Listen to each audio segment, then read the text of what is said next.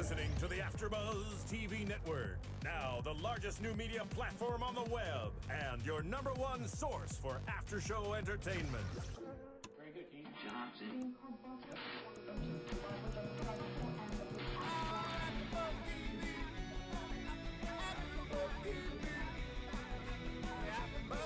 The AFTERBUZZ Studios in Los Angeles, California, presented by Maria Menounos and Bing.com, and streaming live thanks to Akamai Technologies. This is AFTERBUZZ TV's This Is How I Made It After Show. We'll break down tonight's episode and get you all the latest news and gossip.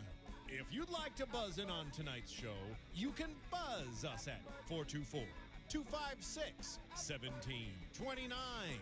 That's 424-256-1729. And now, another post-game wrap-up show for your favorite TV show. It's AFTERBUZZ TV's This Is How I Made It After Show. Let's go take a ride in the car. Being as for doing, and we are doing our last episode of MTV's This Is How I Made It. We're going to be featuring Joan Smalls. You got Afrojack right now. We'll hit on Sheeran later and Brandy. My name's Thomas, and I am joined with Nigel McGuinness and Kendra Kabasele. Thank you, thank you, thank you. Now, Afrojack, what are you guys' thoughts on him? Oh, sorry, I was hearing. That was a hard out, but yeah, it's okay. Yeah. Afrojack. I was thinking of the other. I was intrigued by him. I liked his story and how his name kind of came about.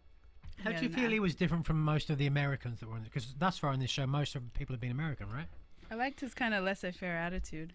And he traveled to different countries. Maybe that's also part of being from Europe. Afrojack's originally from Holland or Amsterdam area, and traveled throughout Europe. Like, he started in Holland playing, and then he went to, what do you say, Croatia, I think is what it was, during the summers or something, and was Spain and Italy. Spain and Italy, but at the very beginning he went down there to Crete. Crete is what it was. There you go. Excuse me. Crete and Croatia, very different countries. Let the hate mail begin. But no, he was down there, and that's where he was making $200 a week performing.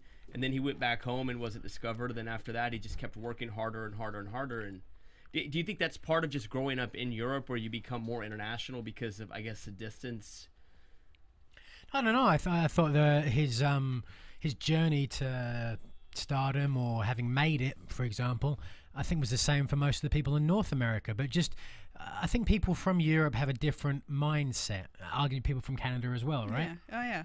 That they're perhaps arguably less obsessed with fame and fortune in and of itself. I mean, when he talked, he said at the end, he believed he was successful because he was happy. And Ed Sheeran, when he talked about it as well, but also put over the fact that he'd be doing it if he wasn't making any money at it. You know what I mean? I think there's definitely, you can see people from different countries having very different ideas and notions of what making it is, right? Well, he said, go ahead. I was going to say, I think it's also generational, because I think a lot of people that I know, at least back home, the younger ones now they are kind of obsessed with fame and fortune. Yeah, but the ones I grew up with, they were about the hard work and just kind of making their own opportunities. Well, what I noticed is he's a club guy, like, just to the bone. Like, he said at age 14 he went to his first club and loved it, and then at age 16 he really started going a lot more. Mm-hmm. And he said he would be doing this even if he was broke. Mm-hmm. Like, this was just, even if he had to make money to pay the rent, he was going to go on the street corner and perform. So he was smart enough to know, I have to make money to pay my bills, but at the same time, this is my passion, and nothing's going to keep me from my passion. And the fame just kind of happened for him. But it was also that hard work, like traveling internationally. And he mentioned when he was in Spain, he wanted to always give his fans something bigger when he went back, because he's like, if they're going to pay money to see me, I need to show them that I'm this good and that amazing. And I thought that was pretty neat. Like, he stayed humble and to his roots to an extent. And even mentioned his name, like Afrojack, so he got his name because his hair, he's like, my hair just grew straight up. Yeah. And then it shows that he didn't really plan out having a long career, because when his first single rose up to the charts, Take Over Control, the name Afrojack was on there, and he even said on How I Made It, he goes, I didn't know if I was going to keep that name, but it worked. It's catchy. It worked in the club. And I think that's the laissez-faire attitude I like that he has, because he's laid back, and even when he had the song with Neo and Dave Guetta and everyone else, he kind of mentioned, I don't think I've made it, but, I'm pretty close. So he kind of has that mentality, like he wants to keep working harder. Can you translate laissez-faire for anybody who doesn't sorry. speak French? Kind of like a lax, like cool, reserved What's attitude. the strict translation, laissez-faire, if you have to just translate it strictly? It's kind of like leave it be. Leave it be. So it's not an exact Oh, yeah. translation. Yeah, So interesting, I had yeah. to interpret it for you. Do we have that song? There we go. You guys remember this song, right? Yeah. And Again, I didn't remember it from realize- going to clubs Yeah. and thinking, Oh. I've got to get out of here as soon as possible.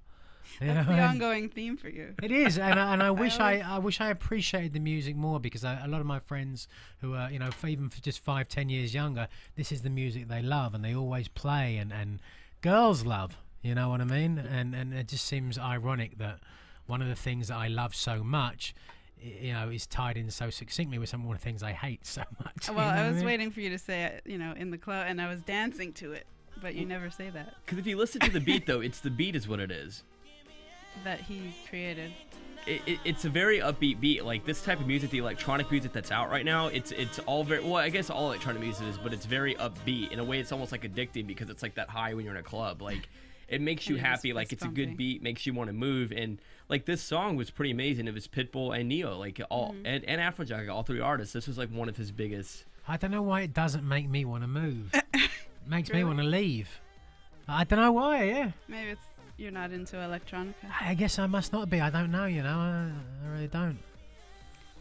I'm older than my time, I guess. But, you know, I can appreciate that people identify with it and they love it, you know what I mean? But I think that, to a certain extent, his success was sort of being in the right sort of industry, making the right sort of music at the right sort of time. For example, if he loved disco and he decided to write lots of disco music, he could have worked as hard as he wanted to. He wouldn't have had that level of success because, you know, disco isn't cool anymore. But what if he created it and, I mean, brought it back? Difficult to do. Could you see it, him doing it? Anyone doing Yeah. that? Really? I'm gonna go Changing into the the studio entire and, music industry. I'm so a bringing completely disco different- back. There you That's go. it. But you know, Afrojack, or also AKA Nick Vanderwall, like what I liked about him and what he did was he admitted, he's like, I didn't have any money. Like I had like an old PC. And I used pirated software, which we talked about before, which can be bad. But he's like, but I created my own beats. He's like, I was gonna make beats. Like if I heard like a chipmunk outside, like I was gonna go like create a beat out of that, just because. But that shows like his love for it, and he was willing to do anything to go and pursue this dream. I mean, he traveled like to different countries to perform, you know, when he was a kid. But I just, again, with the European guys, I didn't get that feeling of like, this is what I'm going to do. I'm going to work so hard and I'm going to make it. They didn't have that same sense of like, you know, I have to get to this position. It was like, this is what I love doing and I'm going to keep doing it. And I kept doing it and I had a lot of success with it. And that's just kind of the way that things happen. Well, that position's, I think, an American way of thinking. Like, because it's America's about status. Like, when you get here, you get this, you get this, you get that. It's Well, something and it's that also it's about ingrained from a young dreams as age. well. I mean, America is the land of dreamers. When most people come to America, most people go to Holland to, I don't know, get high and like Listen to Afrojack. get laid, right? But no, he is honestly. I think he's very talented, and he's one of my favorite. One of my favorite artists, like him and David Guetta. I don't know if you've ever seen. I haven't seen Afrojack perform, but David Guetta is awesome. And he even said David Guetta, like he, you know, him and David Guetta have collaborated before, and it helped him win a Grammy and David Guetta's second Grammy. David Guetta's amazing in concert. Like but the thing that's amazing about David Guetta, and what I got from Afrojack, just watching the little snippets on This Is How I Made It, was that they love what they do. And so when you see that, like as someone going to a venue and you're paying to be there, it makes you happy to be like, I spent money supporting someone who wants to do this. And you can just see them light up when they're creating Yeah. the beats and mixing it up. It's almost like they're down in the crowd with the others. You know, they're not necessarily performing, but they're kind of just feeling it the same way, but up on stage. Yeah, and it's what they love doing, and to me that's what I liked about him. He was just a matter, like you said, just a matter of fact about it. This is what I was going to be doing no matter what. How important are the drugs, do you think? Like generally speaking, and then correct me if I'm wrong because I don't go to these clubs, Nigel. but honestly, like how many people in those clubs are either A, very, very drunk, or B, doing a lot of drugs? Or just high off of the music. Well, yeah, if you had to guess. I have no idea. I would say probably 1 out of 4 if I was to guess, to be honest with you. Was really? I would guess, yeah. Because I wonder if everyone was stone cold sober listening to the music, would they get as much out of it? Would they get? I do when I'm in the car. If I'm on the 405, 405 is notorious for traffic. If something comes on, it's got a good beat. It gets me like to not think about it, because it puts you in a better state of mind, and that's what he's doing as an entertainer. He's trying to bring you back to that place to be like, I want to go see this guy because he's gonna make me go back to that happy place. You know, even if it's just 5 minutes of the song, it kind of brings you back to that time where you're not thinking about, you know, the stresses of daily life, which is part of being an entertainer. Is supposed to distract people from their daily struggles and kind of make them enjoy watching you perform. Right. I'm just saying, though, a lot of time throughout history, a lot of music has had certain links with certain, you know, types of culturals or drugs. Or even if you look at alcohol, for example, you know what I mean? Like jazz had a big tie into alcohol. The speakeasies and all that. Yeah, absolutely, you know. For better or for worse, you know. Joan Smalls, we haven't really touched on her a lot. No, what about her? What do you guys think of her? She's from Atillo, Puerto Rico. Pretty good, right? And then she grew up there, and her dad was very supportive of her. You know, she was very tall, very skinny, which is what we've heard from a lot of models that have been on the show. Carly Claus said the same thing. She was very odd growing up, but her dad loved her, supported her. He even created a tea in the bathroom for her to walk down like models. Yeah. What did you? That's pretty neat, that was right? Interesting. I wouldn't think a father would do that. Like, maybe she was daddy's little girl, and that was just like trying to tell her, hey, it's gonna be okay, Mija, it's okay, you can do this. Like, I'm gonna support you, you know. And then the record skipped when he was like, except you have to get your diploma. And she got a little feisty about that. Did you guys notice that? Yeah, but I'm glad he did that. Well, because she's like, it's not what I wanted to do. And she said she went for 2 years. I don't know what college you can get a bachelor's in 2 years, but kudos to her, because it usually takes 4. Maybe but she did. Maybe she doubled up on some credits that transferred or something. Yeah. But then, you know, she did what her dad wanted, went to New York, and, you know, she kept getting overlooked. And finally, someone said they liked her, and they said, you need to go back home and get your teeth fixed, because her teeth were crooked. And she's like, but I've seen a lot of models that have crooked teeth. And he's like, yes, but you're black and you have crooked teeth. And so she was like, that's really offensive. She went to Puerto Rico, went back home, and she used that to take her to, I guess, she capitalized on that in a way, I guess. Like, she didn't let those words bring her down. She's like, I'm gonna fix my teeth, and I'm gonna. Yeah. But in the movie version, the guy said, you know, screw you, I'm going to keep my teeth the way they are, and would have had success without it, versus going, okay, I'll do what you say. Well, that's what she tried to do at the beginning, and then the doors weren't opening.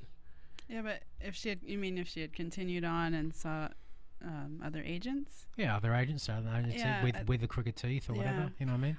Because I forget which one it was, but there was someone else on this series that said, you know what, I'm not going to change. The girl from Glee, the bigger girl from Glee, you remember? Oh, Amber Riley. Amber Riley? Yeah, right. And she talked about how they, you know, told her she needed to do this and that, and she said, no, I'm going to go home, I'm going to stick with the way I was, and she had success with it despite that, which I think is, you know, arguably more inspiring than someone that sort of curtailed to what but at the end of the day, if you're going to be a model, you have to have straight teeth, and you have to have, well, maybe you don't, I don't know, can you? I mean, you can't be overweight. I thought all models had straight teeth. Not all. No. And I mean, you're supposed to be tall. There are short ones, like, you know, there are always unique cases. But I thought that was like a really, I'm trying not to use a cuss word, but like a really inappropriate comment to tell her, because like that's really offensive. But I was surprised that she, like you said, she went right back home. Well, but I mean, maybe there was some time that lapsed, but I mean, oh, sorry. No, go ahead. No, I think that's because she wasn't from here, so she you know, she was up against everyone. It was her against the world, so she didn't know any better. So she probably was like, oh, I have to go home, make this happen. See, it would. If I was in her shoes, I'd be concerned that the one person that was interested in me said I need to straighten my teeth, and then they'll sign me, because I would think, because braces are expensive, and so I would think that's a big investment. I'm going to come back in a year, because braces also take a year or two to correct your teeth. So you know what I mean? I just think it's very interesting that, but I mean, it worked out for her, so good for her. Yeah. I mean, I think it showed like in her like tenacity, like she didn't let that bring her down. Like she was going to kind of figure out a way to pursue her dream no matter what, because she said that's what made her happy.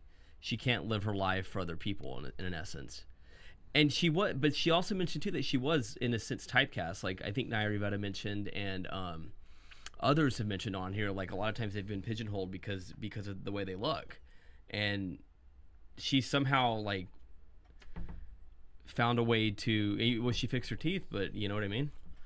I guess so. I got the sense watching a lot of these sort of shows that like people say, you know, well, if you believe in yourself, you're going to make it. And then I touched on it before that there are a lot of people that believe in themselves and struggle and are very, very talented, but still never make it. So as I was watching this show, I was thinking to myself, what's more important, you know, to this show to get out there? Is it more important to present this idea that if you've got a dream and you never give up, you can make it? Or is it more important to present more of a realistic viewpoint that as long as you enjoy the journey, then it doesn't matter whether you succeed or not, because sometimes people aren't going to make it? Which of those two sentiments do you think is more important? I think enjoying the journey. Yeah? Yeah. I think life's about the journey. I think that's as inspirational to a 15-year-old kid that wants to be an actor or something else. You learn along the way it's about the journey, because you think it's the end, but it took, I think age 25 is when I learned. I'm 31 now. It took me to realize it's about the journey, because if you keep working and having your nose to the ground, just working to get to where you're going to be, most of your life you're not going to enjoy it. Like it's that saying, take a step back and smell the roses. My question though is like, but you know, the life of a model isn't normal. I mean, I mean what we would call normal, like it's not your 9 to 5. But so she, it just is interesting. Like, so she had to fix her teeth, but how is someone told or decided that they are worthy of being a model or beautiful? Like, I've always wondered that. Do you know what I'm saying? Yeah. Because it's like you don't act, you don't sing. What separates a model from another? Obviously, when they get famous, they're beautiful. Like, wow, this, you know, they're all stunning. But weren't there 100 others that were just as pretty? And I mean, I don't know. What's your thought like as a woman about that? Oh gosh. I mean, every agent or scout looks for something different. So I mean, I guess beauty is in the eye of the agents. So is modeling very much about the right place at the right time, would you say? Since the competition's just so fierce. Yeah, I suppose. I mean, it's a whole world that I'm guessing, yeah, you have to be at the right place at the right time. You have to be a certain look that they're looking for. You have to maybe be an anomaly, because sometimes they're looking for what's not out there already. So you never know. Well, and you know, Joan mentioned that she was asked to go to the Da Vinci runway and she landed like the big part there, the exclusive, yeah. And you know, that's kind of when she realized that she had actually made it. And she was so surprised that she had gotten there, which I thought was interesting, because she had the attitude like, I know I'm going to do this, I know I'm going to do this, but she had that humbling moment where she's like, I actually did this. Was she dating that Kyle Hager guy or not? I wonder. It seemed like to be that's right. where they were going to go with that. That was the feeling I got from it, right? But they didn't touch on that. Because it's probably not professional to bring that up. Maybe that, you know, maybe that's kind of what helps models, and you know what I mean, like connections and stuff like that to get up, you know, some personal connections. Yeah, maybe. Because again, like the life of models, just like if you ever watch America's Next Top Model, or you know, stuff, or even Project Runway for a little bit, you'll see it. But just that whole industry, it's just such a very interesting industry. I don't know if you guys have ever watched anything like that, but yeah, it's very much beauty is in the eyes of the beholder. But definitely moving on to episode. Anything else you guys want to touch on about her? Speaking of beauty, Ed Sheeran. The beautiful man if ever I saw one, right? He's a handsome man. You said you'd date him, wouldn't you? I didn't say anything like that. He's a handsome ginger. I'm joking. But it brought up a very interesting conversation again about Prince Harry. Right? Oh yeah, we got into a lot of things. Share. Me? Come on. You were there too. It was before the mic's on, and she's all this, isn't she? She's all this, and now. Well, because we got into the top. Are we gonna go there? No, Come on. Let's get to Ed real fast, because we can wrap it up at the end. But so hey, so talk about Ed. Like he's from Framingham. I can't pronounce it. Framingham, England. But you know, I thought like you brought up a very good point, Nigel. Like he and Afrojack are very well grounded. And maybe that's the Europeanness in both of them, but they're both very like. They knew this is what they wanted to do. They pursued their music career, you know, at all costs to an extent. But Ed also knew his limitations. He said, I can't sell a CD cover based on my looks. Well, he was told that, wasn't he? Right? But I think he said he realized agreed, it too. I think. Yeah. Oh, yeah. Well, you know, you wouldn't date him, so, you know. I didn't say that, though. You would date him. I just said because he seemed introverted. Right? Yeah. Right. He is introverted, and that you can kind of tell he is. He's an artist, because he's not that comfortable in interviews. How can someone who's introverted be like a performer who gets on stage in front of like... Because you're insulated in a way. You don't have to. You're not talk. You're talking in at, your head, not to. Yeah, and then once you're Really? in your element. And were you able to pull up a song, Marissa, from him? Yeah, because I was interested to see. Here we go. Is this your type of music more? Much more? Yeah. Oh yeah. This makes you walk in the club. I don't think they'd be playing this in a club. Maybe a coffee This shop. is a I like slow coffee mo shops. fist Yeah, bump. this is nice. This is. You sit down with some friends, have a conversation. You know. With this background music. Yeah. Wasn't he rapping though? In another. I think it was the other one. He was on stage. He was. Yeah. He throws that in between this. But he mentioned his inspiration was Damien Rice. He has a nice voice. Damon Rice rather. I'm not familiar with him. Are you? Yeah, his music, his song, The the one they played there. yeah, the Blower's Daughter, was a very famous song from Closer. Did you ever see that movie? Yes. Oh my God, That's a really good movie. Oh, did you ever watch I don't it? think I saw that. Oh one. my God, Did it was Wait, who's in just that so one? distressing. If you're in a relationship and you watch Closer, it will just scare you to death. It is good. Which it's one? It's a Who's dang good in movie. that? It's Julia Roberts. horrific. Julia Roberts is in it. Oh no, I haven't seen it. But yeah, so anyway, so Ed saw him perform, saw Damien perform in Ireland. Like his dad went with him. They went and checked him out, and then they saw him at a bar, and that's what inspired him to start writing music. I think he said he wrote six He wrote songs 6 that night, songs. and he'd never His written a first song before. songs, yeah. But it was really, I mean, to me, that's a very sort of beautiful, emotional music, which, I mean, I get that, you know, I mean, I get that completely. That moves me when I listen. I think you can listen to that song and not be moved by it, you know. I guess it just depends on what sort of a person you are. Maybe I'm more of a sort of introspective, reflective person that likes that sort of chilled music, you know. I don't like music to bring me up. I like music to bring me down. Which I guess, given the last 6 weeks of doing these shows, you guys probably think, how do you get any further down, right? But then he said, so Ed had mentioned that after that, you know, he decided to move to London, and he admitted it was hard, and it was kind of like, but right before that, his dad had told him, you know, you're gonna get an education, but you're gonna get like an out of school education. And his dad, you know, took him to see concerts, you know, along with Damien, and, you know, helped him learn about the business side of the industry. And wasn't he like a sidekick on a band, or he was a guitar tech is what it's called? What is a guitar tech actually? They set up the guitar, they set up all the amps and stuff like that. I guess would you call it a stagehand here, or Yeah, I think so, yeah. something like that. But you know, you're in and around, you know, the bands, and you're watching how they're performing, and you're learning a lot of stuff from behind the scene, you know. Then he moved to London at 16. He took the tube everywhere, and he was very realistic. Like he said, I may not sell 1 million records, but if I can sell 5,000. And he started performing, taking the tube, which is the train in London apparently, taking it everywhere, and he started building a network.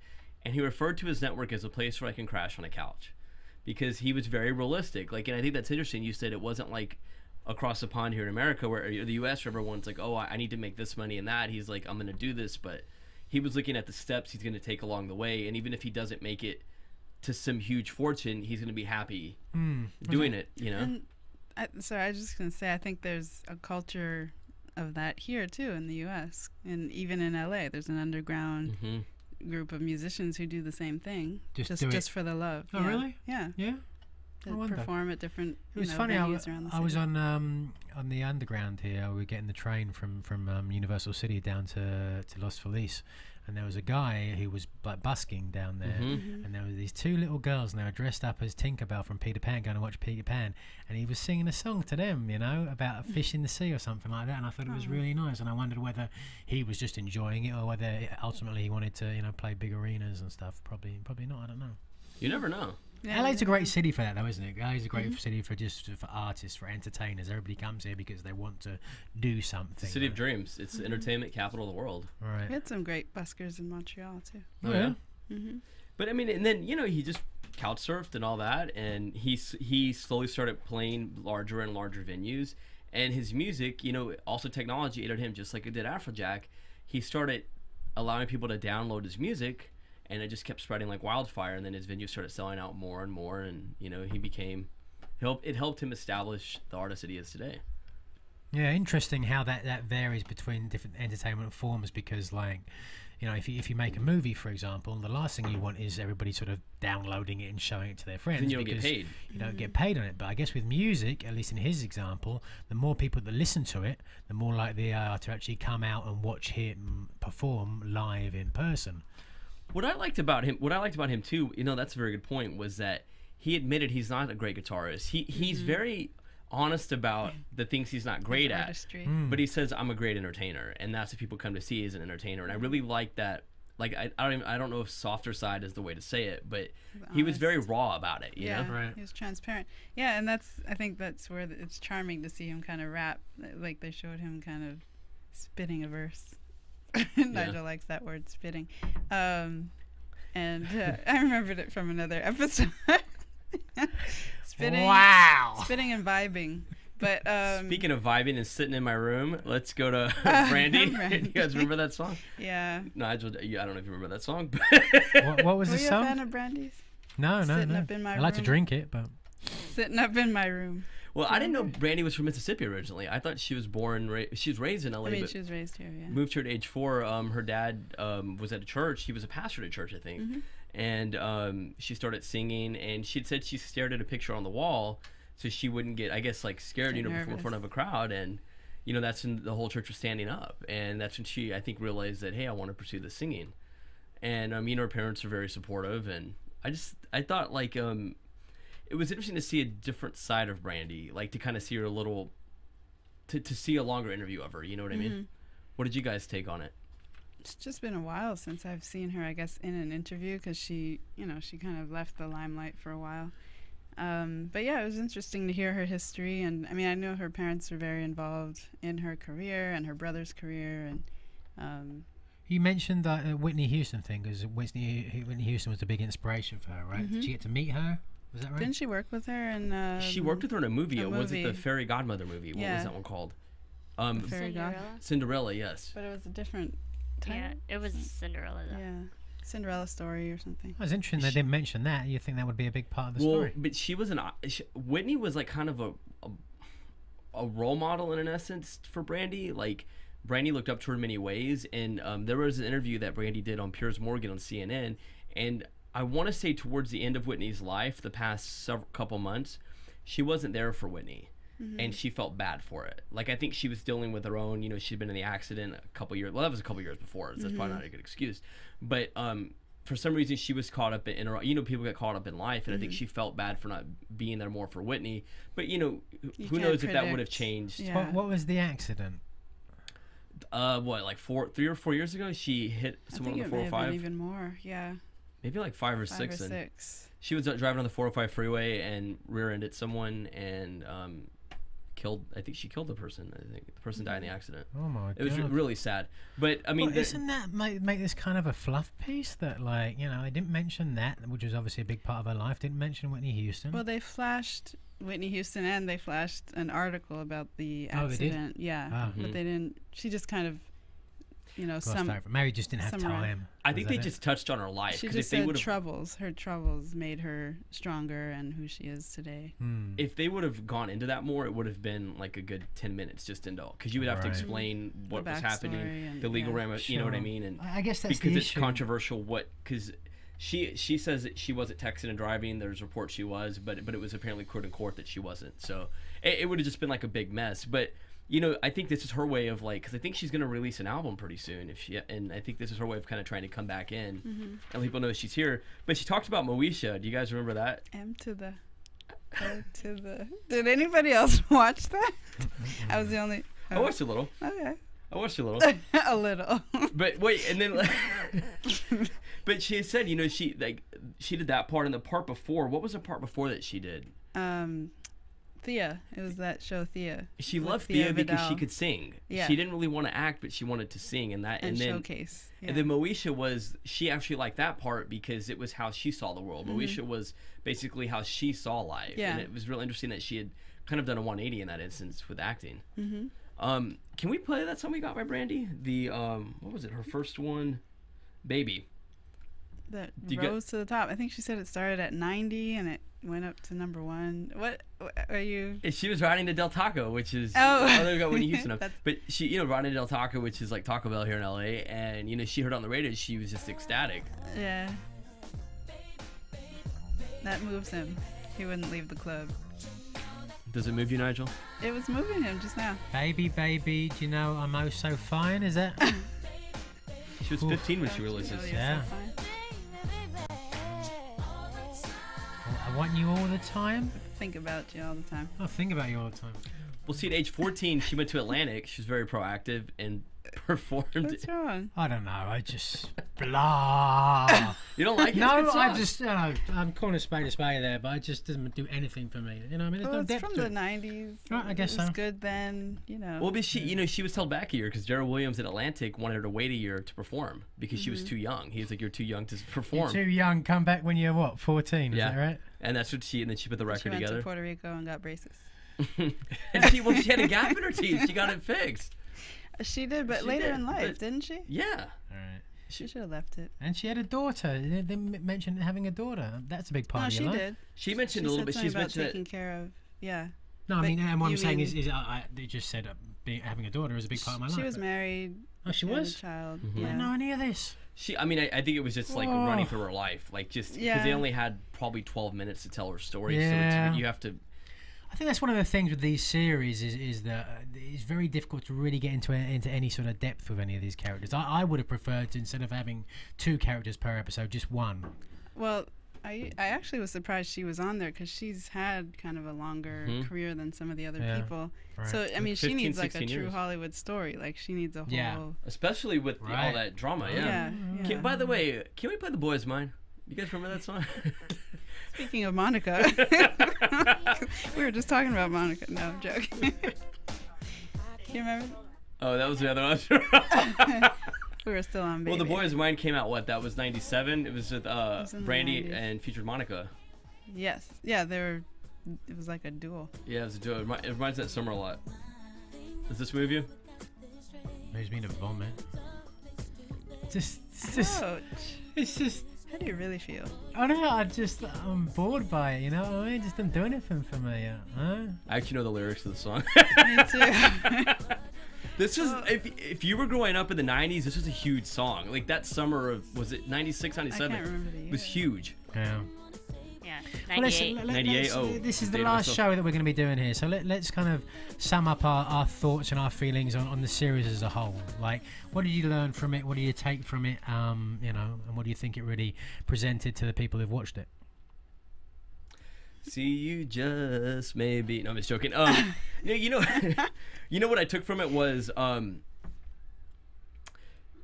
I like that MTV showed a variety of artists, like, you know, whether it be music, whether it be models, whether, you know, be actors, actresses, and it showed the struggles that they had to go through to become who they are. Some of them struggled more. They survived the mean streets of whatever city they lived in. Some of them had, you know, easier journeys.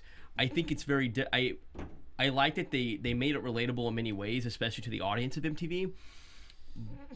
On the negative side, I think that they were time cramped, like, and I feel like that kind of hindered actually like going into more of a biographical of them and kind of like analyzing their lives more, because you could, in 12 minutes it's very hard to touch. It was almost ambitious, but with too little time, right? Yeah, And yeah, maybe one artist at a time would have been better.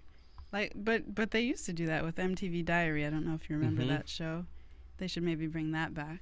because I feel like we didn't, especially the newer ones, they don't have as much to tell, obviously, like Ed Sheeran and Joan Smalls, or a lot, you know, they don't have as much to cram into an hour episode, whereas someone like Brandy, like she could, like you had mentioned, there were a lot of things you weren't aware about her life, that if they had a good 45 minutes they could explain the whole thing. But I think it communicated its purpose. You know, they definitely showcased the struggles of the artist. Was it watered down in some ways? I definitely think so, and maybe that was an artist's decision to kind of smooth some things over.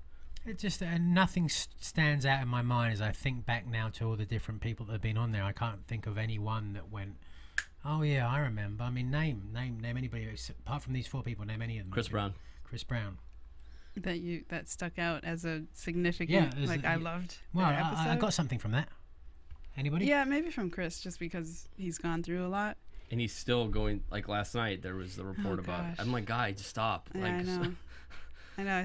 Somebody tweeted that they're not even surprised by his headlines anymore because it's just getting ridiculous. his I liked because his was shot in a church, right? It was here in LA.